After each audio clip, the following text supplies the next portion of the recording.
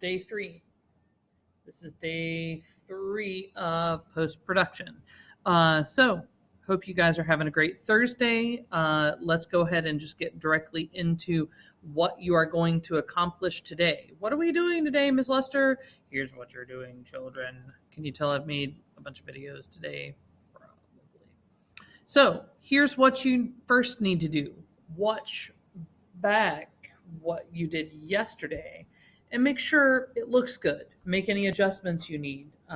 Sort of like bring that scene 1 editing to a good stop before you start on scene 2.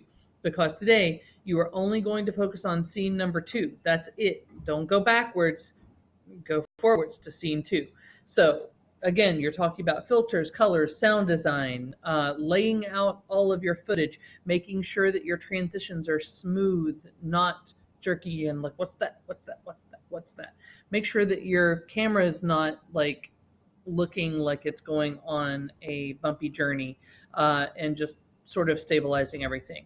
Talk about the transitions, especially the transition from scene 1 to scene 2. Do you want like a title screen to let us know that you're transitioning to a new part of the story, or can you just show that with your storytelling?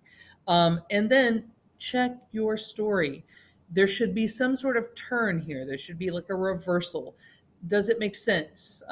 Does the meaning read? Remember, are you showing what you intend to show? Do your characters develop? Do they change? They should be. They should be developing, otherwise it's a boring story.